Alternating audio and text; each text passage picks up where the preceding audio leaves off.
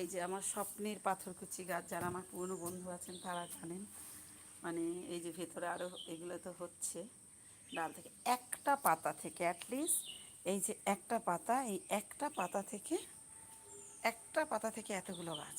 Just একটা পাতা থেকে, একটা পাতায় এতগুলো গাছ, মানে এরকম অবস্থা। একটা পাতা জলের মধ্যে ছিল লাস্টে ওপরে, যেটা এই গাছের না, এই যে দেখছেন এই যে সারিগুলো, এই ধার দিয়ে এই প্রত্যেকটা যে এই যে এই যে এই জায়গাগুলো, এই যে ধার ধার রয়েছে, এই যে খাঁচ কাটা এই প্রত্যেকটা জায়গায় একটা করে গাছ জন্মায়। এই প্রতিটা জায়গায় মানে যতগুলো খাঁচ কাটা আছে ততগুলো দিয়ে একটা করে গাছ জন্মায়।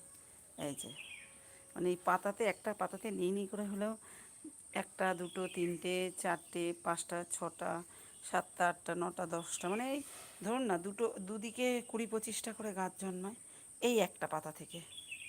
একটা পাতায় কম করে 20-25টা গাছ জন্মাবে, বুঝতে পেরেছেন? এই পাথরকুচি পাতায়। তাও কি, গাছ জন্মাবার জন্য আপনাকে এমন কিছু কোনো প্রসেসিং করতে হবে না।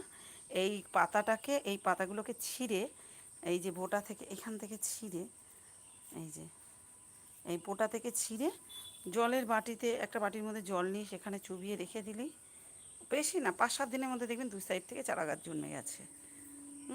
আর এটা পাথরকুচি অনেক